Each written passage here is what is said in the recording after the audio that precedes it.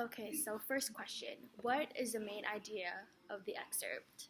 So basically, Benny is getting ready to go out on a date, and she's just kind of talking about her future and her life, and her mom and her family keep bringing up God, and she gets tired of it, which brings some tension between her mom and her.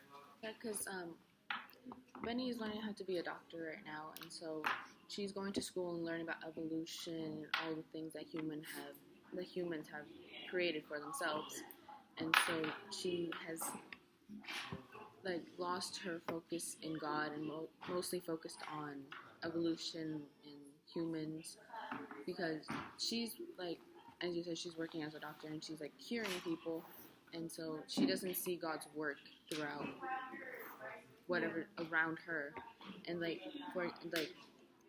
in page 51 she says, I don't even think about it. It's just that I get tired of him getting credit for all the things that human race achieves through its own stubborn effort. She doesn't see a God in anything that she sees in a normal daily basis. Yeah, she wonders if he's so great and all these people, specifically her family, praises him every day. She wonders what has he done for them, because they're in such a terrible position. Right, I agree with both of what you guys are saying. It's just hard for her to, accept the fact that, God is here, God is with us, when, it's hard to do that when you're in a mindset of becoming a doctor. After all, you're also a scientist as well. Of course, when you're going through so much, you start to question, where is God? Why isn't he helping me? Why is it he's stopping all the problems that's been going on? In this case, this just honestly affects Mama and offends her, because of course Mama believes that God is real, but for Benita it's something else. About the language that was used when between the discussion between Mama and Benny. It was very descriptive. That language, you could feel in the well, for me personally, I felt the emotion. I felt what they were saying, because everything that they were saying, it was just very descriptive in a way. But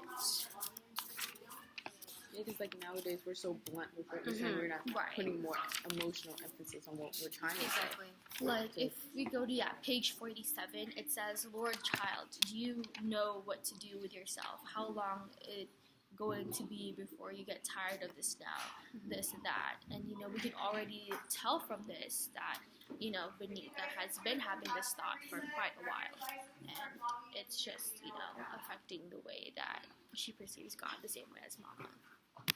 Okay. So what symbolism can you infer from the excerpt? Well, for Benny, she's more or less accepted the way of the white man's way of creation, of how evolution happened, more like Charles Darwin, and that one case where it was between the religious community and versus the book of evolution.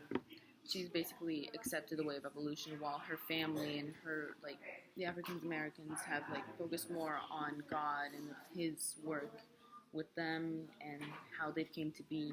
But she's differed from that way of living and moved into evolution and has just lost belief in God. I think that God played a really big role in a lot of people's lives, especially African Americans during that time, because they believed that God created everyone equal, and they just wanted to spread that energy within their families and within their community and throughout everywhere.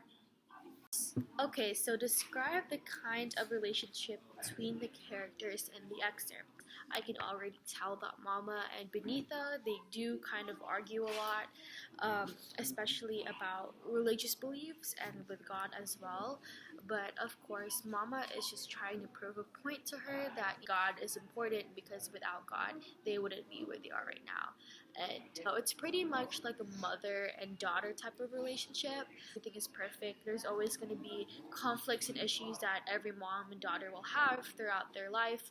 And for one of them, this would be an issue about Benita's belief in God. So, yeah.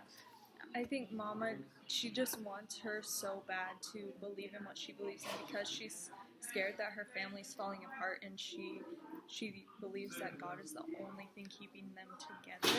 Right. So she's scared if that's going away in anyone in her family that they're gonna just fade off and not all stick together. So, how does the performance compare to the written version of the play? Well, for me, I can definitely tell that as we all have seen the film, in the book, many of the conversations and all the times where they fought was held in this tiny apartment, and that kind of plays a very big factor into the play and into the written book, because after all, they didn't move into the new house that they just bought till like almost the end of the play and almost at the end of the book. The version of the play and the movie, it's been set at the apartment, and really that's just been it. Yeah, the written play is like so well written and so descriptive.